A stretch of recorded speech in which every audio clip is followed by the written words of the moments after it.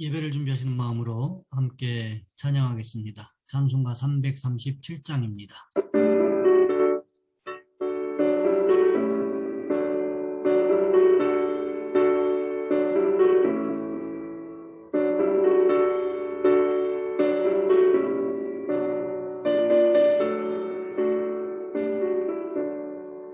내 모든 시험 무거운 짐을 주 예수 앞에 아뢰면 근심에 쌓인 날 돌아보사 내 근심 모두 맡으시네. 무거운 짐을 나 홀로 지고 견디다 못해 쓰러질 때 불쌍히 여겨 구원해 주니 은혜의 주님 오직 예수. 내 모든 괴로움 닥치는 환난 주 예수 앞에 아뢰이면 주께서 친히 날 구해 주사 넓으신 사랑 베푸시네. 무거운 짐을 나 홀로 지고 견디다 못해 쓰러질 때 불쌍히 여겨 구원해 주니 은혜의 주님 오직 예수.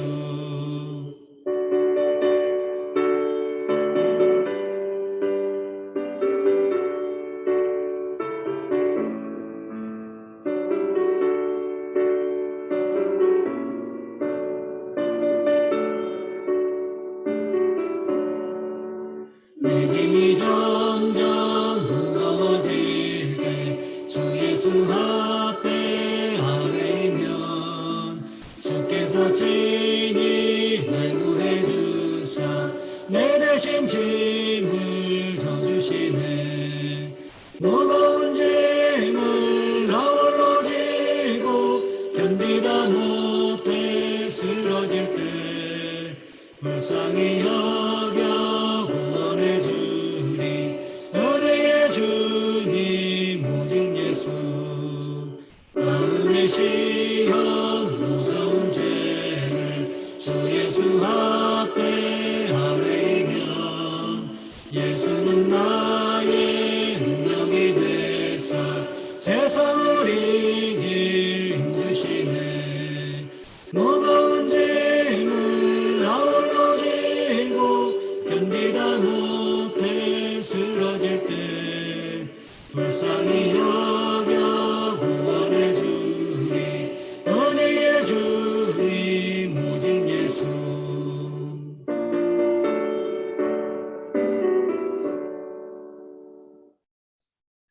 사도신경하심으로 우리의 신앙을 하나님 앞에 고백합니다. 나는 전능하신 아버지 하나님 천지의 창조주를 믿습니다. 나는 그의 유일하신 아들 우리 주 예수 그리스도를 믿습니다. 그는 성령으로 잉태되어 동정녀 마리아에게서 나시고 본디오 빌라도에게 고난을 받아 십자가에 못 박혀 죽으시고 장사된 지 사흘 만에 죽은 자 가운데서 다시 살아나셨으며 하늘에 오르시어 전능하신 아버지 하나님 우편에 앉아 계시다가 거기로부터 살아있는 자와 죽은 자를 심판하러 오십니다. 나는 성령을 믿으며 거룩한 공교회와 성도의 교제와 죄를 용서받는 것과 몸의 부활과 영생을 믿습니다. 아멘. 오늘 말씀 야고보서 5장에서 보겠습니다. 야고보서 5장 12절로 20절까지 말씀입니다. 제가 가진 성경은 신약성경 376쪽에 있습니다. 제가 봉독해 드립니다. 내 형제들아 무엇보다도 맹세하지 말지니 하늘로나 땅으로나 아무 다른 것으로도 맹세하지 말고 오직 너희가 그렇다고 생각하는 것은 그렇다 하고 아니라고 생각하는 것은 아니라 하여 정죄 받음을 면하라. 너희 중에 고난당하는 자가 있느냐 그는 기도할 것이요 즐거워하는 자가 있느냐 그는 찬송할지니라. 너희 중에 병든 자가 있느냐 그는 교회의 장로를 청할 것이요 그들은 주의 이름으로 기름을 바르며 그를 위하여 기도할지니라. 믿음의 기도는 병든 자를 구원하리니 주께서 그를 일으키시리라. 혹시 죄를 범하였을지라도 사하심을 받으리라. 그러므로 너희 죄를 서로 고백하며 병이 낫기를 위하여 서로 기도하라. 의인의 간구는 역사하는 힘이 금이니라. 엘리야는 우리와 성장이 같은 사람이로되 그가 비가 오지 않기를 간절히 기도한즉 3년 6개월 동안 땅에 비가 오지 아니하고 다시 기도하니 하늘이 비를 주고 땅이 열매를 맺었느니라. 내 형제들아, 너희 중에 미혹되어 진리를 떠난 자를 누가 돌아서게 하면 너희가 할 것은 죄인을 미혹된 길에서 돌아서게 하는 자가 그의 영혼을 사망에서 구원할 것이며 허다한 죄를 덮을 것임이라. 아멘. 오늘 본문의 말씀을 가지고 기도하라 라는 제목으로 함께 말씀을 살펴보겠습니다.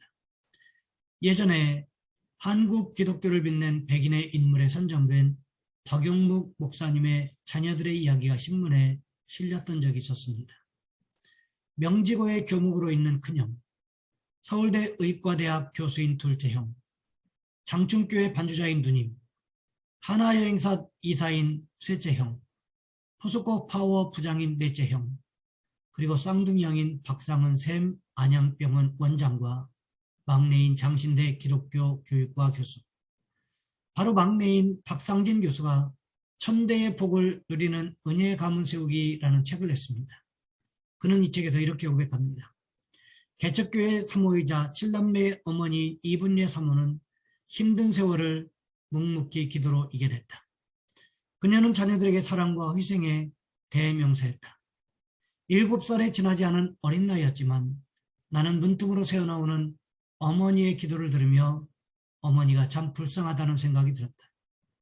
종일 아버지와 자식, 성도들을 위해 밥하고 빨래하고 봉사하고 예배 드리시는 분이 이제 새벽 4시 반이면 일어나셔서 다시 새벽 기도로 하루를 시작하셔야 한다는 사실이 어린 내겐 애처로워 보였다. 제대로 잠도 못 주무시는 어머니, 얼마나 피곤하실까 생각하니 나도 모르게 눈물이 찔끔 났다. 새벽 2시가 넘었건만 어머니는 그 추운 다락방에서 손을 호흡으로 가며 기도를 드리시는 것이었다. 어머니의 기도 소리는 마치 물이 흐르는 듯한 운율이 느껴졌다. 순간순간 울컥하시며 눈물 젖은 목소리로 다음 기도를 이어가고 계셨다. 그 순간 너무 가슴이 아팠던 것은 맨바닥에 무릎을 꿇고 계신 어머니의 모습이었다. 그 차가운 맨바닥에 어머니가 무릎을 꿇고 새벽이 지나도록 기도를 하고 계신 것이었다. 이런 기도를 통하여 천대의 복을 누리는 은혜 가문이 세워졌다는 거지요. 기도한다고 하는 것이 예수 믿는 우리에게 당연하면서도 가장 어렵다는 것을 아마 경험해 보셨을 것입니다. 야고보서를 기록한 야고보는 예수님의 동생입니다. 낙타무릎이라는 책을 읽어보셨던 분이라면 야고보서를 기록한 야고보 사도가 얼마나 기도했는지를 익히 알고 있을 것입니다. 그렇다면 오늘 본문에서 야고보는 어떻게 기도하라고 했던 것일까요? 첫 번째로 거짓 맹세하지 말고 기도해야 한다는 것입니다. 지난주에 우리는 인내하라라는 제목으로 말씀을 살펴보았습니다. 우리는 무엇을 인내해야 되고 왜 인내해야 하는 것일까요? 첫째, 사람으로부터 오는 여러 가지 시험을 참아야 하고, 둘째, 여러 가지 힘든 상황으로 인하여 당하는 어려움을 인내해야 하고, 셋째, 하나님께서 반드시 심판하실 것이기 때문에 인내해야 한다는 것입니다. 그렇다면 우리는 여기서 또 한 가지 더 질문하게 됩니다. 인내하기만 하면 될까요? 그렇지 않다는 거지요. 인내하면서 중요한 것은 무엇일까요? 기도해야 한다는 것입니다. 그러면 어떻게 하면서 기도해야 되느냐? 오늘 본문 12절 말씀해 보시면 이렇게 기록하고 있습니다. 내 형제들아, 무엇보다도 맹세하지 말지니 하늘로나 땅으로나 아무 다른 것으로도 맹세하지 말고 오직 너희가 그렇다고 생각하는 것은 그렇다고 아니라고 생각하는 것은 아니라 하여 정죄 받음을 면하라. 이 말씀을 어디에서 비슷한 말씀을 본 것 같은 느낌이 들지 않으십니까? 어디에서 보았을까요? 바로 산상수훈에서 우리 주님께서 하셨던 말씀과 비슷하다는 거지요. 마태복음 5장 34절부터 37절 말씀해 보시면 이렇게 기록하고 있습니다. 나는 너희에게 이르노니 도무지 맹세하지 말지니 하늘로도 하지 말라. 이는 하나님의 보좌이며 땅으로도 하지 말라. 이는 하나님의 발등상이며 예루살렘으로도 하지 말라 이는 큰 임금의 성이며 내 머리로도 하지 말라 이는 내가 한터럭도 회이고 검게 할 수 없음이라. 오직 너희 말은 옳다 옳다 아니라 아니라 하라. 이에서 지나는 것은 악으로부터 나느니라. 산상수훈은 십계명을 재해석하고 율법을 재해석하는 말씀들이라고 제가 말씀드렸던 기억이 있습니다. 그 말씀을 예수님의 동생이었던 야고보가 다시 한번 반복하고 있다는 것입니다. 왜 이런 이야기를 했을까요? 가끔씩 기도하면서 호언장담하시는 분들이 계시는 것을 봅니다. 그런데 야고보 사도는 무엇을 이야기하고 있습니까? 하늘로나 땅으로나 아무 다른 것으로도 맹세하지 말고 오직 하나님 앞에 기도할 것을 주문하고 있는 것을 볼 수 있습니다. 우리에게 다가온 인내해야 되는 상황들 가운데서 여전히 우리에게 필요한 것은 하나님을 의지하면서 기도하는 것이지 내가 큰 소리 내고 내가 무엇으로 맹세하면서 나를 드러내는 것이 아니라는 것입니다. 모세를 생각해 보시기 바랍니다. 모세는 이스라엘 백성들이 원망하고 불평해도 어떻게 했습니까? 그는 어떤 대답도 하지 않았습니다. 단지 무엇을 하고 있었습니까? 회막을 찾아 하나님 앞에 기도하기 시작했다는 거지요. 모세가 회막에 들어갔다고 하는 것은 무슨 문제가 있었다는 것이었고 모세가 회막에 들어가서 기도하면 하나님께서 반드시 응답하셨다는 것입니다. 그렇다면 모세가 회막에 들어가기 전에 얼마든지 큰 소리 칠 수 있지 않았겠습니까? 내가 회막에 들어가서 하나님 앞에 기도해서 응답받아 가지고 오겠다. 이렇게 말이지. 하지만 모세는 그 어떤 맹세도 어떤 큰 소리도 치지 않았습니다. 그저 겸손하게 하나님 앞에 무릎 꿇고 기도할 뿐이었다는 것입니다. 그렇게 모세는 40년 광야 생활 동안 하나님 앞에 겸손하게 기도함으로 이스라엘 백성들을 인도해 나갔다는 거지요. 우리는 이 모습을 본받아야 합니다. 충분히 맹세하면서 큰 소리 칠 수 있는 상황 가운데서도 겸손하게 하나님 앞에 기도했던 모세의 모습을 본받아야 한다는 것입니다.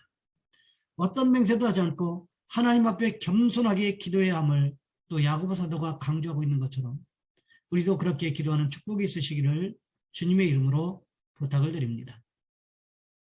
두 번째로 고난이 다가왔을 때에도 기도해야 한다는 것입니다. 우리가 신앙생활하면서 어려운 일을 경험할 때가 많이 있습니다. 특별히 예수 믿는다는 이유만으로 이런 어려움을 경험하는 경우들이 있습니다. 요 근래에는 조금 덜하지만 코로나19 바이러스 팬데믹 현상이 벌어지면서 이상하게도 교회에 대하여 혐오와 차별이 더욱 심해지는 현상을 보게 되었습니다. 방송 매체를 통해서도 마치 교회가 바이러스의 진원지인 것처럼 말하고 있었습니다. 심지어는 다른 종교에서 문제가 생겼음에도 불구하고 교회만 카메라에 비춰주는 모습을 통해서 혐오가 더욱 커지는 확산되는 현상이 나타나고 있었다는 거지요. 이러한 때에 많은 사람들이 교회가 예배를 자제해야 한다고 말하고 모임을 자제한다고 말했지 함께 기도하자고 했던 경우들은 별로 없었다는 것입니다. 야고보 사도가 살던 시대도 마찬가지였다는 것입니다. 이때는 네로 황제로 인한 박해가 심했던 때였습니다.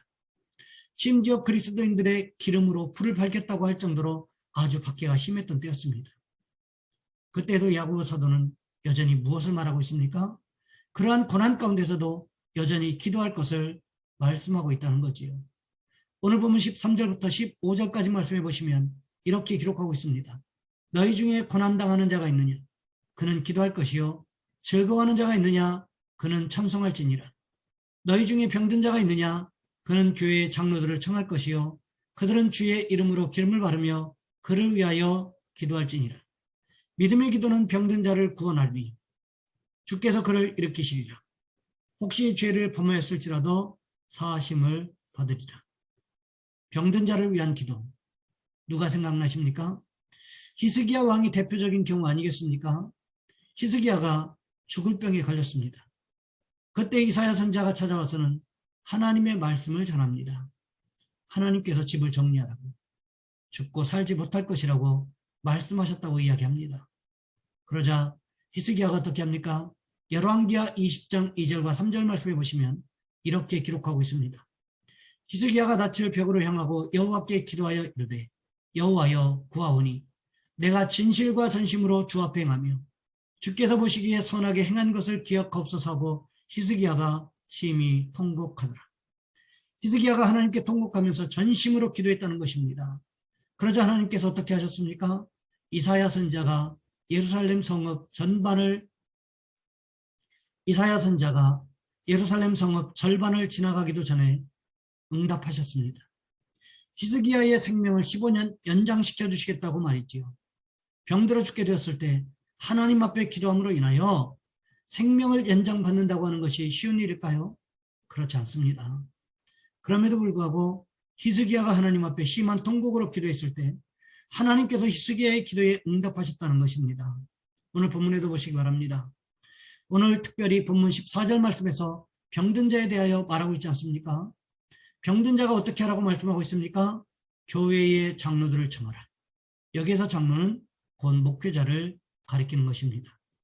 목회자를 초청하여 어떻게 하라고 말씀하고 있습니까? 주의 이름으로 기름을 바르며 기도하라고 말씀하십니다. 믿음의 기도가 병든 자를 구원한다. 무슨 뜻일까요? 믿음의 기도가 병든 자를 치료한다는 거지요. 믿음의 기도를 통하여 하나님께서 일하실 것을 말씀하고 있습니다. 그렇다면 이것은 곧 무슨 뜻이 됩니까? 고난의 때에도 기도만 잊어버리지 않으면 회복의 가능성이 있음을 말씀하고 있는 것입니다. 그렇다면 우리는 어떻게 합니까? 고난의 시대를 살아가고 있고 고난을 통과하는 중에 있다면 하나님 앞에 믿음으로 기도해야 한다는 것입니다. 그렇게 하면 어떻게 된다고 말씀하고 있습니까? 하나님께서 구원하실 것이다. 곧 하나님께서 고치시고 회복시키실 것을 말씀하고 있다는 거지요. 바라기는 우리도 하나님께서 우리를 고치고 회복시키실 것을 바라보면서 믿음으로 기도하는 저와 여러분 우리 모두가 되시기를 주님의 이름으로 부탁을 드립니다. 마지막으로 간절한 기도를 통하여 축복하실 것이기 때문에 기도해야 한다는 것입니다. 야고보 사도는 또 어떻게 기도하라고 말씀하고 있습니까? 오늘 보면 17절과 18절 말씀해 보시면 이렇게 기록하고 있습니다. 엘리야는 우리와 성정이 같은 사람이로되 그가 비가 오지 않기를 간절히 기도한즉 3년 6개월 동안 땅에 비가 오지 아니하고 다시 기도하니 하늘이 비를 주고 땅이 열매를 맺었느니라. 어떻게 기도하라고 말씀하고 있습니까? 간절히 기도하라고 말씀하고 있다는 거지요. 여기에서 간절이라는 말이 문자적으로는 기도라는 뜻입니다. 헬라어 원어 성경에 보시면 프로슈케, 프로세욱사토라는 단어를 사용하고 있습니다. 프로슈케라는 말이 기도라는 뜻인데 우리말 성경에는 간절히라는 말로 번역되어 있습니다. 그러니까 원문 성경의 뜻대로 말하자면 기도로 기도한 즉 이런 뜻이 된다는 거지요. 그렇다면 왜 이렇게 같은 말을 사용했던 것일까요? 이것은 단어의 반복을 통하여 최상급을 나타내는 히브리식 표현법으로 아주 처절하리 많지 간절하게 기도하는 모습, 기도하면 할수록 더욱 기도에 몰입하는 모습을 이야기하고 있는 것입니다. 엘리야가 갈멜산 꼭대기에서 어떻게 기도했을까요? 바알과 아세라 선지자들 850명과 대결하는 기도에서 대충 기도하다 말았을까요? 그렇지 않았을 것입니다. 생명 걸고 기도했을 것입니다. 그것뿐만이 아니지요. 기손 시냇가로 끌고 내려가서 바알과 아세라 선지자 850명을 죽인 후에 다시 갈멜산 꼭대기로 와서 기도합니다. 그러면서 사원에게 무엇을 명령합니까? 바닷가에 무슨 변화가 있는지 보라고 말합니다. 6번째 사원이 갔을 때까지 아무런 변화가 없었습니다. 바알과 아세라 선지자들까지 모두 죽였는데 비가 내리지 않는다면 어떻게 될까요? 엘리야 선지자도 그들과 똑같은 모습이 되지 말라는 법이 어디 있었겠습니까? 그러니까 응답받을 때까지 기도하지 않았겠습니까? 이것을 야고보 사도는 어떻게 말하고 있습니까? 프로슈케, 프로세욱사토라고 표현하고 있는 것입니다. 기도로 기도하다. 기도가 계속 쌓이고 있는 것을 보여주고 있는 표현입니다. 그렇게 기도가 계속 쌓이다 보면 기도하는 사람이 어떻게 될까요? 당연히 응답을 사모하면서 간절해질 수밖에 없지 않았겠습니까? 그러하기에 우리말 성경은 간절이라는 말로 번역하고 있다는 것입니다. 이것은 엘리야 선지자가 최고의 기도를 하나님 앞에 드리기 위해서 발버둥 쳤던 모습을 보여주고 있는 표현이라는 것입니다. 엘리야 선지자는 자신의 기도에 하나님께서 응답하셔도 되고 안 하셔도 되는 상황이 아니었습니다. 반드시 꼭 하나님께서 응답하셔야만 되는 상황이었다는 것입니다. 그러니 기도하면 기도할수록 더욱 간절한 마음으로 사모하면서 기도할 수밖에 없는 상황이 되었다는 거지요. 그렇게 기도했더니 결국 어떻게 되었습니까? 지중해 쪽에서 손바닥만한 구름이 일어나기 시작하더니 순식간에 비바람이 몰아닥치기 시작했다고 성경은 기록하고 있습니다. 그렇습니다. 간절한 기도는 기적을 불러오게 되어 있다는 것입니다. 엘리야 선지자의 기도에 대한 이야기를 모르는 유대인들이 어디 있었겠습니까? 대부분의 유대인들은 다 알고 있을 정도로 유명한 이야기였다는 거지요. 엘리야 선지자의 이야기를 통해서 무슨 이야기를 하고 있습니까? 기도가 기도하라. 즉 기도를 하면 할수록 더욱 깊어지는 기도, 하나님 앞에 모든 것을 드릴 수 있는 기도를 하라고 말씀하고 있다는 거지요. 그렇습니다. 간절한 기도는 상황을 바꾼다는 것을 우리는 기억해야만 한다는 것입니다. 하나님은 기도를 통해서 일하시는 분이십니다. 그렇다면 오늘 우리도 여전히 하나님 앞에 더욱 힘쓰고 애써서 기도할 필요성이 있지 않겠습니까? 바라기는 우리 모두가 하나님 앞에 더욱 기도에 힘쓰는 삶을 살아감으로 인하여 기도 응답을 경험하는 축복이 있으시기를 주님의 이름으로 부탁을 드립니다. 이제 말씀을 마무리합니다. 오늘까지 우리는 15번에 걸쳐서 야고보서의 말씀들을 살펴보았습니다. 야고보 사도는 자신에 대하여 알려졌던 대로 기도에 대한 중요성으로 말씀을 마무리하고 있는 모습을 볼 수가 있습니다. 야고보는 오늘 본문에서 어떻게 기도하라고 했습니까? 첫 번째로 거짓 맹세하지 말고 기도해야 된다. 두 번째로 고난이 다가왔을 때에도 기도해야 한다. 마지막으로 간절한 기도를 통하여 축복하실 것이기 때문에 기도해야 한다. 이렇게 말씀했다는 것입니다. 바라기는 우리도 야고보 사도의 부탁처럼 우리의 삶의 현장에 환난과 고난이 다가온다고 할지라도 간절한 기도를 통하여 하나님의 축복을 경험하는 모습이 있으시기를 주님의 이름으로 부탁을 드립니다. 이 시간 우리 한 목소리로 함께 기도하겠습니다. 하나님, 우리의 삶의 현장에 환난과 고난이 다가온다고 할지라도 우리는 엘리야 선지자와 같은 간절한 기도를 통하여 하나님의 도우심, 하나님의 축복을 경험하게 하옵소서. 이 시간 우리 한 목소리로 함께 기도합니다. 사랑의 하나님, 우리를 도와주시기를 원합니다. 우리 가운데 삶의 현장에서 고난의 풍랑, 환난의 풍랑을 만난 성도 있습니까? 하나님 도와주시기를 원합니다. 더욱 기도할 수 있도록 도와주시기를 원합니다. 기도가 기도할 수 있도록 도와주시고 간절히 기도할 수 있도록 도와주셔서 기도가 쌓임으로 말미암아 마침내 그 모든 환난과 고난을 이겨내고 하나님의 축복을 경험하는 귀한 모습이 있어질 수 있도록 주님 도와주시옵소서. 우리 주님 예수 그리스도의 이름으로 감사하며 기도하옵나이다. 아멘. 찬송가 397장입니다.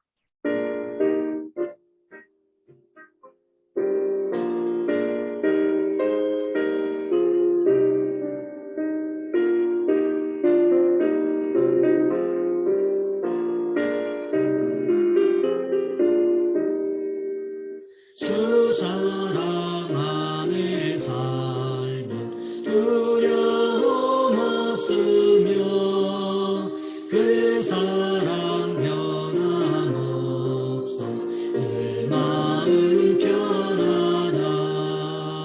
저 폭풍 몰아쳐서 내 마음 떨려도 주 나의 곁에 계셔 원내 것 없어라. 주 나의 목자시니 부족함 없으며 주 인도하는 대로 늘 따라가리라. 그 지혜 나를 깨쳐 내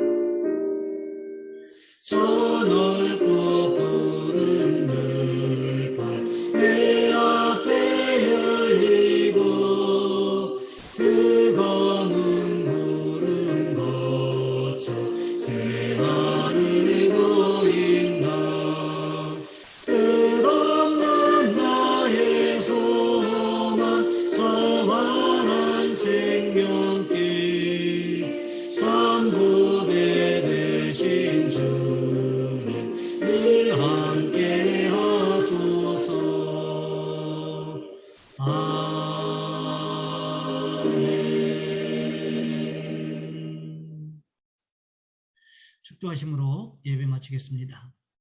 이제는 우리 주 예수 그리스도의 은혜와 하나님 아버지의 극진하신 사랑하심과 성령님의 교통하심이 이후로 삶의 현장에 고난과 환난의 폭풍이 다가온다고 할지라도 여전히 간절히 기도하기를 소망하는 우리 모든 성도들 위해 이제로부터 영원토록 함께 하시옵기를 간절히 축원하옵나이다. 아멘.